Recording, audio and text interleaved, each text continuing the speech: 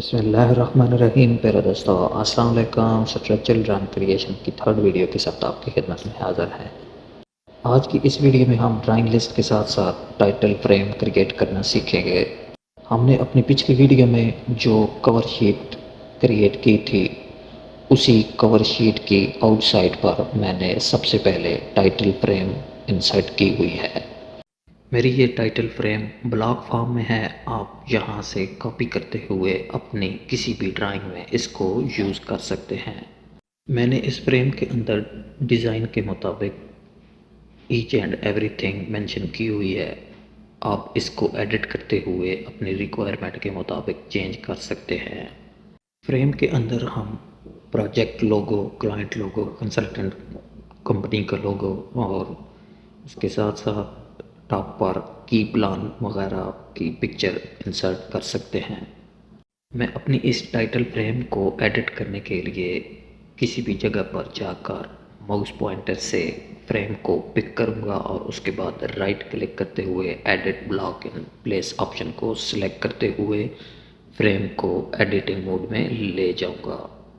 अब मेरी frame editing mode में आ चुकी है। आप देख सकते हैं ड्राइंग नंबर को मैंने सेलेक्ट किया हुआ है। ड्राइंग नंबर के साथ साथ बिल्डिंग का नाम और उसके बाद प्रोजेक्ट नेम और डेट वगैरह, यानी एवरीथिंग आप अपनी रिक्वायरमेंट के मुताबिक चेंज कर सकते हैं। लास्ट में आपने एडिट रेफरेंस में जाकर सेव चेंजेस पर क्लिक कर देना है तो आपकी एडिटिंग सेव हो जाएगी। टाइटल फ्रेम को देखने के बाद अब हम मॉडल टैब में आ चुके हैं। मॉडल टैब में मैं अपने प्रीवियस टेक्स्ट को डिलीट कर देता हूं। अब हम सबसे पहले रेक्टेंगल कमांड लेते हुए एक बॉक्स क्रिएट कर लेते हैं जिसके अंदर हमने अपनी ड्राइंग लिस्ट क्रिएट करनी है। मैं जस्ट ड्राइंग लिस्ट क्रिएट करने का आइडिया आपके सामने एक्सप्लेन कर रहा हूँ। आप अपनी रिक्वायरमेंट के मुताबिक कॉलम एंड रो की विड्थ अपनी मर्ज़ी के मुताबिक सेट कर सकते हैं।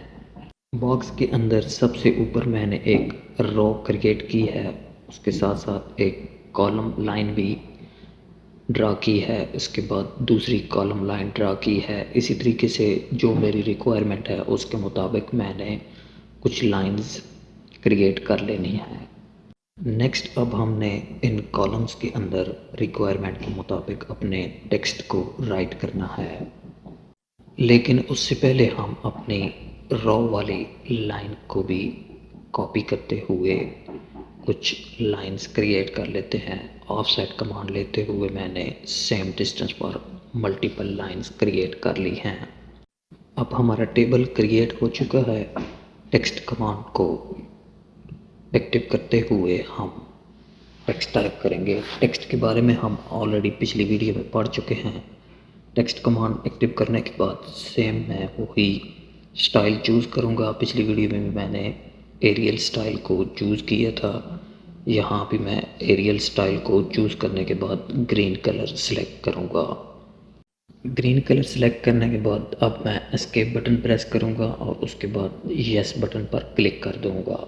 मेरा टेक्स्ट टाइप हो चुका है, लेकिन फर्स्ट टाइम इसकी स्केल में प्रॉब्लम आती है, इसलिए मैं स्केल कमांड लेते हुए अपने टेक्स्ट के साइज़ को इंक्रीज़ कर लूँगा।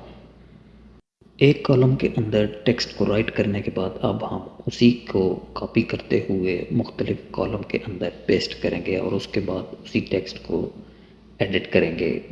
मेरा सेकंड कॉलम ड्राइंग नंबर का है, इसलिए मैं ड्राइंग नंबर टाइप करने के बाद अब नेक्स्ट कॉलम के अंदर भी इसी टेक्स्ट को कॉपी करते हुए एडिट कर लूँगा। ड्राइंग नंबर के बाद नेक्स्ट कॉलम हमारा ड्राइंग नेम यानी ड्राइंग टाइटल का होना चाहिए, लेकिन हम अपनी पीडीएफ फाइल में देख लेते हैं कि हमारा नेक्स्ट कॉलम कौन सा है। ड्राइंग टाइटल है, इसलिए मैं यहाँ एडिट करके ड्राइंग टाइटल लिख लूँगा।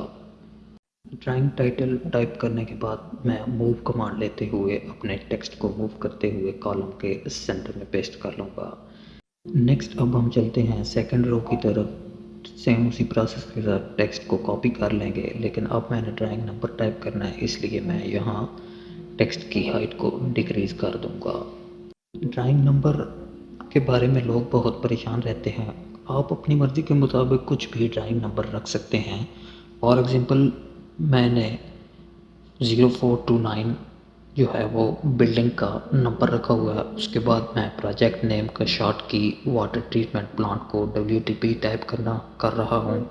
उसके बाद बिल्डिंग का नाम AD शॉर्ट की टाइप करने के बाद उसके बाद रिवीजन A और फिर उसके बाद 01 टाइप किया है। स्टार्ट में जब ड्राइंग लिस्ट का टेबल क्रिएट किया जाता है उसके अंदर कॉलम एंड रो की हाइट वगैरह अप्रॉक्सीमेटली रखी जाती है, क्योंकि बाद में हमें एडिटिंग करनी पड़ती है। हमें नहीं पता होता कि हमारे पैकेज में कितनी ड्राइंग्स आएंगी और हमें कितनी रो एंड कॉलम क्रिएट करने पड़ेंगे। ऑटोकैड के अंदर हम ऑटोमेटिक टेबल भी क्रिएट कर सकते हैं, लेकिन मैंने मैनुअल टेबल क्रिएट करने का तरीका आपको बताया है, क्योंकि सम टाइम हम अपनी रिक्वायरमेंट के मुताबिक उस टेबल के अंदर एडिटिंग नहीं कर सकते। मैं अपनी इस वीडियो में टेबल के अंदर 2-3 ड्राइंग्स के नंबर और उनके टाइटल टाइप कर रहा हूँ, क्योंकि इंशाल्लाह जैसे जैसे हम ड्राइंग्स क्रिएट करेंगे अपनी ड्राइंग लिस्ट को भी साथ साथ नंबरिंग और टाइटल अपडेट करते रहेंगे। टेबल क्रिएट करने के बाद लेआउट टैब में जाकर हम अपना व्यू पोर्ट भी चेक कर लेंगे। आप देख सकते हैं व्यू पोर्ट के अंदर हमारे टेबल की सेटिंग सही नहीं आ रही, इसलिए हम जूम कमांड लेते हुए टेबल की आउटसाइड पर एक विंडो क्रिएट करेंगे और उसको जूम करके अपने व्यू पोर्ट के अंदर सेट कर लेंगे। ये थी मेरी आज की वीडियो। अगर वीडियो आपको अच्छी लगे लाइक करें, चैनल सब्सक्राइब करें, बेल आइकॉन ज़रूर प्रेस करें ताकि मेरी आने वाली हर नई वीडियो को नोटिफिकेशन आप तक पहुंच सके। शुक्रिया।